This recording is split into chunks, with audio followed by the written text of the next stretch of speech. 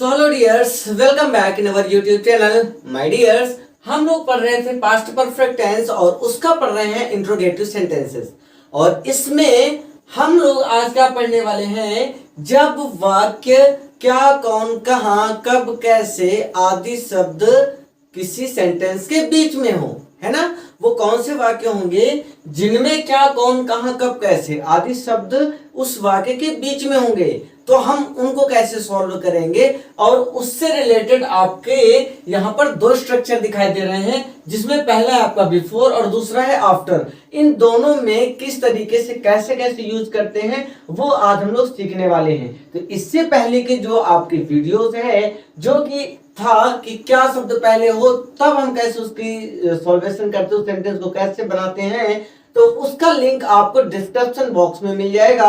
और भी इसकी प्लेलिस्ट की जो लिंक हैं वो आपको डिस्क्रिप्शन बॉक्स में मिल जाएंगे। सो माय डियर स्टूडेंट्स, आप जाकर उन्हें पहले चेक करें। मींस आप इससे पहले का जो वीडियो है उसे देखें, अच्छे से समझें, देन आकर इस वीडियो को देखेंगे तो और अच्छे से आपको समझ में आएगा। क्लियर है? तो चलिए फिर इसको समझ लेते हैं कि अगर बिफोर वाले वाक्य हो लेकिन क्या, कौन, कहां, कब, कैसे आदि शब्द वाक्य के बीच में आता हो, तो ऐसे सेंटेंसेस को कैसे बनाते हैं, और वो भी ये डबल सेंटेंसेस वाले हैं ना। याद आया कि नहीं आया? अगर आपने पिछली वीडियो को देखी है तो ये याद आ गया होगा, इसमें डबल सेंटेंसेस का होना पाया जाता है, यानी एक काम हो चुका होता है और दूसरा काम होता है। देखो कैसे। अब इसमें क्या होता है, जैसे एक एग्जांपल मैं ले लेता हूं पहले, है ना। जैसे कि मोहन के सोने से पहले लाइट चली गई थी।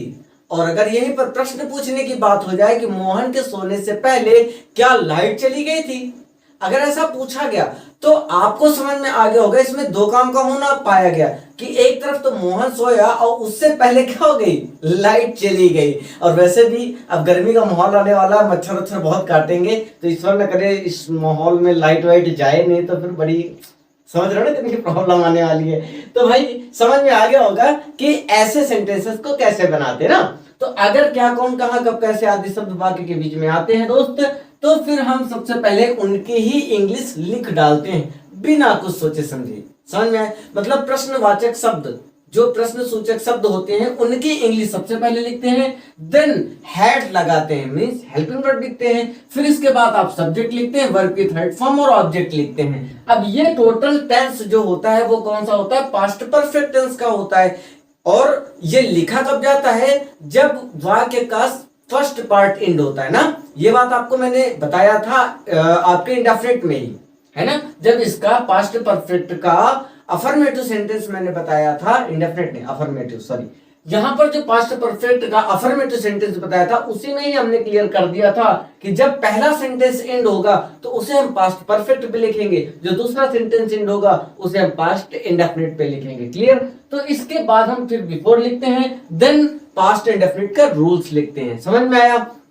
और जब आफ्टर वाले सेंटेंस में जाते हैं, बाद वाले में, तो उसका जस्ट अपोजिट हो जाता है, मतलब उल्टा हो जाता है। उल्टा क्या मतलब, पहले पास्ट इंडेफिनिट लिखते हैं, देन पास्ट परफेक्ट लिखते हैं, लेकिन नियम उसमें सेम रहेगा कि दूसरा सेंटेंस जो बनेगा वो पास्ट इंडेफिनिट पे बनेगा और जो पहला सेंटेंस बनेगा वो पास्ट परफेक्ट पे रहेगा। ये बात बिल्कुल माइंड पर रखिएगा, भूलिएगा नहीं, ठीक है। तो फिर चलिए एक एग्जांपल के थ्रू इसको समझते हैं। पहले आते हैं बिफोर वाले वाक्य पे। सो पहला एग्जांपल है अपने भाई के मरने से पहले। एग्जांपल है अपने भाई के मरने से पहले वह कहां गई थी, क्वेश्चन मार्क ना। वह अपने भाई के मरने से पहले वह कहां गई थी या कहां जा चुकी थी, ऐसा भी तो पूछा जा सकता ना। तो देखो जिस भी वाक्य के लास्ट में आ था, ई थी, ए थे, याद आ रहा है ना? मतलब सेंटेंस का कंप्लीट होना पाया जाए, ये चुका था, चुकी थी, चुके थे, ऐसे वर्ड्स आपको मिलते हैं तो वही तो पास्ट परफेक्ट होता है। लेकिन इसमें दो काम का होना पाया जा रहा है, ठीक है, और प्रश्न भी पूछा जा रहा है, तो कैसा सेंटेंस हो गया? इंट्रोगेटिव सेंटेंस हो गया ना। तो चलो इसे बनाते हैं फिर। अपने भाई के मरने से पहले, है ना? तो ये काम कब हुआ होगा? सेकंड नंबर, दूसरे काम पे हुआ होगा। और पहला काम क्या हुआ? वह कहां गई थी। अब अगर समझने में आपको प्रॉब्लम है कि पहला काम कैसे समझा जाए, तो पहले आप क्या करें, उस प्रश्नवाचक शब्द या प्रश्न सूचक शब्द को ही आप हाइड कर लो। अभी देखो, अब इसमें पढ़िए, अपने भाई के मरने से पहले वह गई थी। अपने भाई के मरने से पहले, समझ में आ रहा ना? अभी भाई मरा नहीं था, उसके पहले क्या हो गया? वो चली गई थी। तो पहला काम क्या हुआ? वो चली गई थी ना, और देन क्या हुआ था? उसका भाई मरा था। अभी क्लियर हुआ कि नहीं हुआ ना?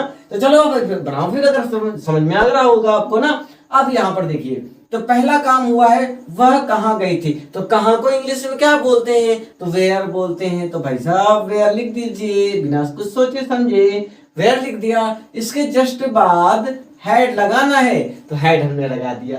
फिर आपको सब्जेक्ट लिखना है, तो वह लड़की है, तो यहाँ पर लिख दिया जाएगा सी। लड़का होता तो ही, है ना? अब आ जाएगा वर्ब की थर्ड फॉर्म। अब जाना को क्या बोलते हैं? गो, और उसकी सेकंड फॉर्म होती है वेंट, और थर्ड फॉर्म गॉन, है ना? तो यहाँ पर क्या लिख देंगे? गॉन। समझ में आया ना? इसके बाद लिखेंगे हम बिफोर।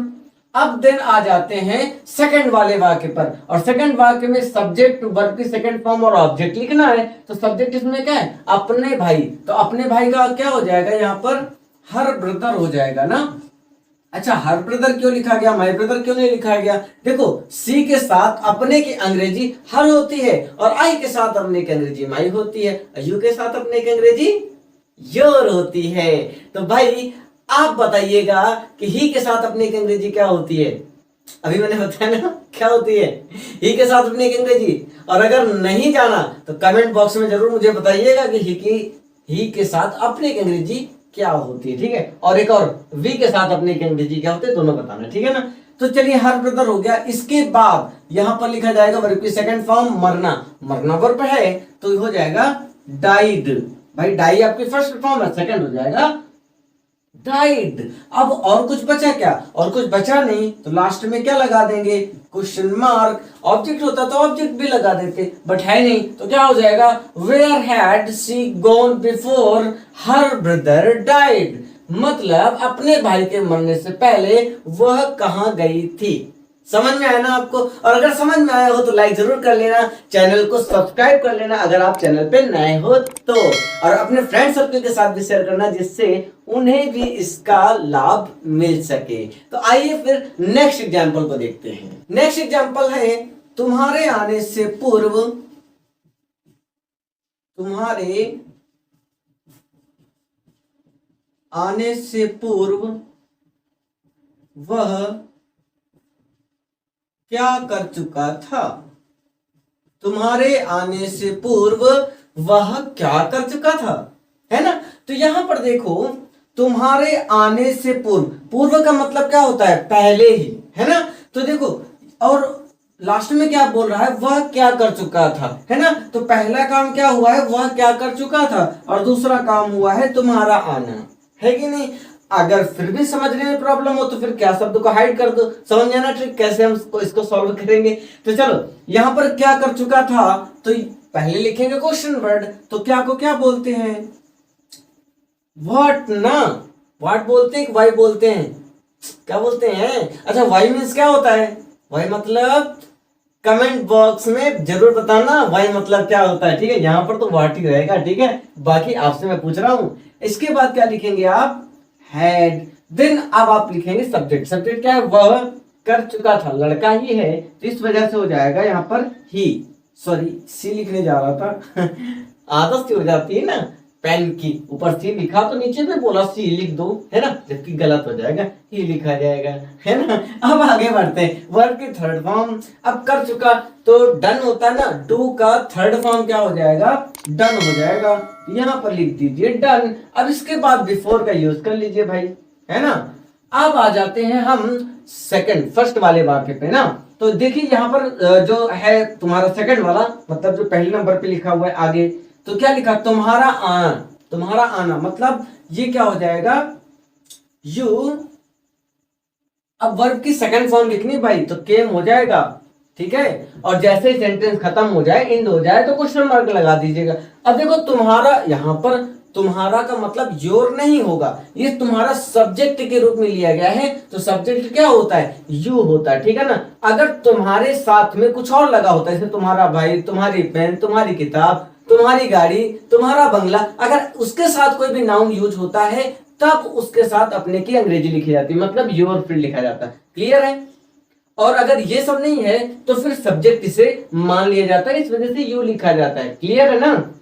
अभी क्या हो जाएगा, what had he done before you came, तुम्हारे आने से पूर्व या तुम्हारे आने से पहले वह क्या कर चुका था। आई होप आपको बिफोर वाले वाक्य समझ में आ गए होंगे। तो फिर चलते हैं हम आफ्टर वाले वाक्य में, मतलब बाद वाले सेंटेंसेस में, उनको कैसे सॉल्व करते हैं उनको भी वन बाय वन देख लेते हैं। सो माय डियर, चलिए आफ्टर वाला एक एग्जांपल है, प्रमोद के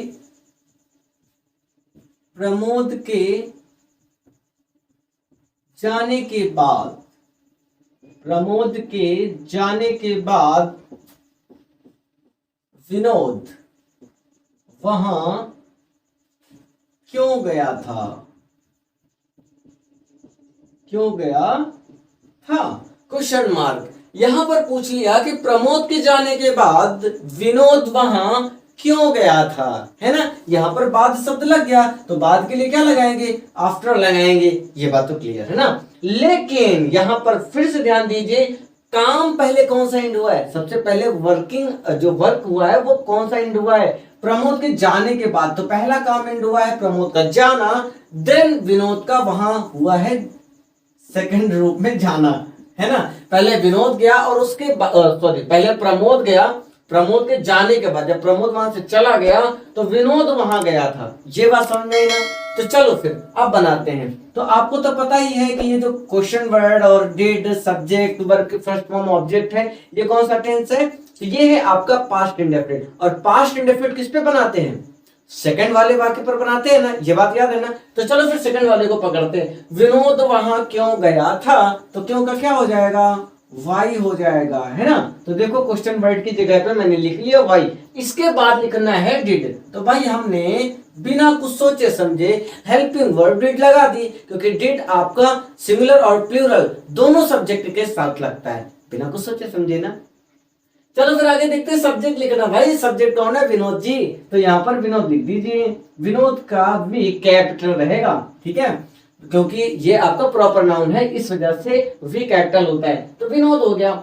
अब इसके बाद क्या हो जाएगा, वर्ब की फर्स्ट फॉर्म। अब वर्ब क्या है यहाँ पर, जाना, तो जाना को बोलते हैं गो, और गो की फर्स्ट फॉर्म ही लिखनी, तो भाई गो ही लिख दो, कोई बात नहीं। अब इसके बाद चलते हैं आफ्टर पे, तो हमने लिख दिया आफ्टर, है ना। विनोद वहां, अच्छा अभी एक चीज छूट गया ना, आफ्टर भी कहाँ लिखेंगे भाई, देखो विनोद वहां क्यों गया था, तो भाई गया तो था लेकिन कहाँ गया था, तो वहां को क्या बोलेंगे, तो देयर बोलेंगे, देयर छूट गया था। अब लिखेंगे आप आफ्टर। अब आ जाएगा सब्जेक्ट हैड वर्ब की थर्ड फॉर्म देन ऑब्जेक्ट। ये कौन सा टेंस है, पास्ट परफेक्ट वाला ना। और ये कब करते हैं, जब पहला वाक्य समाप्त होता था। पहला वाक्य कौन सा समाप्त हुआ है, प्रमोद के जाने के बाद, मतलब प्रमोद का जाना, है ना। तो सब्जेक्ट इसमें क्या है, प्रमोद, इसमें भी नाम, जो नाम ही है तो है ना भाई, और नाम है तो उसका पहला लेटर कैपिटल होगा, क्योंकि वो आपका प्रॉपर नाम, ठीक है। तो हो गया आपका प्रमोद जी, तो प्रमोद का जाना, तो प्रमोद और इसके बाद लग जाएगा आपका हैड, और वर्ब की थर्ड फॉर्म लगाना है भाई। जाना को क्या बोलते हैं, जाना को गो, तो गो की थर्ड फॉर्म गोन होती है, तो यहाँ पर हो जाएगा गोन। और सेंटेंस आपका इंड हुआ तो क्वेश्चन मार्क लगा दीजिए, है ना विदिश जी सेंटेंसेस। तो हो गया, why did Vinod go there after Pramod had gone, Pramod के जाने के बाद विनोद वहां क्यों गया था, है ना। चलिए फिर सेकंड एग्जांपल इसी समय ले लेते हैं फिर, है ना। सेकंड एग्जांपल क्या है, तुम्हारे जाने के बाद, तुम्हारे जाने के बाद पिताजी आगरा से वापस आए थे। वापस कब आए थे ऐसा पूछ लेते ना भाई, प्रश्न ही तो पूछना है, कब आए थे, है कि नहीं। यहां पर प्रश्न पूछ लिया तुम्हारे जाने के बाद पिताजी आगरा से वापस कब आए थे, भाई बताओ ना कब आए थे, है ना। तो यहां पर देखिए तुम्हारे जाने के बाद, तो ये हो गया आपका फर्स्ट सेंटेंसेस, फर्स्ट एंड हुआ है तुम्हारे जाने के बाद। भाई तुम गए थे तभी तो पिताजी आए थे, तो फिर क्या हुआ, पिताजी के आगरा से वापस आने के बाद, तो ये एंडिंग हुआ सेकंड पॉइंट पे ना। और आपको तो पता है कि पहले ही आपको लिखना है सेकंड नंबर वाला, मतलब पिताजी का आने वाला, ठीक है ना। तो पिताजी हो जाएगा सब्जेक्ट, उससे पहले क्या क्वेश्चन वर्ड लिखना है। तो भाई कब को क्या बोलते हैं, व्हेन बोलते हैं ना, व्हेन ही तो बोलते हैं ना तो व्हेन लिख दीजिए, है ना। क्लियर हो रहा है कि नहीं भाई, आपको मजा आ रहा है ना पढ़ने में। देखो व्हेन लिख दिया और व्हेन के बाद डिड लगा देंगे, तो भाई चुपचाप आप यहाँ पर डिड लगा दीजिएगा। फिर सब्जेक्ट लिखना है, तो सब्जेक्ट कौन है यहाँ पर, पिताजी। और पिताजी को क्या बोलते हैं भाई, देखो जीवी का तो कोई मतलब है नहीं, तो फादर लिख दीजिए सीधा सीधा। तो डिड के बाद लिख दीजिए फादर, और इसके बाद वर्ब की फर्स्ट फॉर्म। अब देखो आना, और आना को क्या बोलते हैं, कम। तो हम यहाँ पर लिख देंगे कम, और कहां से आया भाई, आगरा से ना। तो यहाँ हो जाएगा कम बैक, भाई वापस भी तो आए हैं तो बैक भी तो लिख सकते हैं ना, कम बैक। और कहां से, फ्रॉम, भाई कहीं से आते तो फ्रॉम लगाते, कहीं के चाहते तो टू लगाते, ये बात तो मेरी सिंपल है। तो फ्रॉम लिख दिया, उसके बाद क्या, आगरा, है ना। अब आगरा में भी ए कैपिटल होगा क्योंकि ये एक नाम है। अब ये प्रॉपर नाउन है, प्रॉपर नाउन का जो भी जब भी कोई भी वर्ड लिखते हैं, प्रॉपर नाउन जब भी लिखेंगे ना, उसका पहला वर्ड कैपिटल लेटर लिखते हैं, ये बात याद रखिएगा। तो आगरा लिख लिया, और देन अब क्या हो जाएगा, आफ्टर लिख लेंगे, क्योंकि अब हमने सेकंड सेंटेंस को कंप्लीट कर लिया, फर्स्ट सेंटेंस पर पहुंचने वाले हैं, तो आफ्टर शब्द तो लगाना ही लगाना है। मैंने लिख दिया भाई। अब आते सब्जेक्ट हेड वर्ब के थर्ड फॉर्म देन ऑब्जेक्ट पे।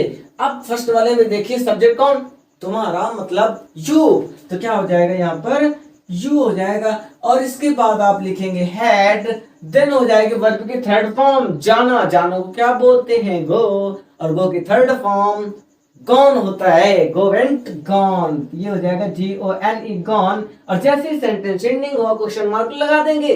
आई होप आपको ये भी समझ में आ गया होगा। अच्छा मुझे बताओ, क्या इतने में कोई आपको प्रॉब्लम, और अगर है तो कमेंट बॉक्स खाली है, कमेंट में जरूर कमेंट करिए कि सर मुझे यहाँ पर समझ में नहीं आया, ब्रदर मुझे यहाँ पर समझ में नहीं आया, ठीक है ना। क्योंकि अगर जो मान लिया आपको समझ में नहीं आया तो मेरे पढ़ाने का मतलब क्या निकला, है ना। आपको समझ में आना ही चाहिए 110%, वैसे 10% नहीं है, 100% आपको समझ में आना चाहिए, ठीक है ना।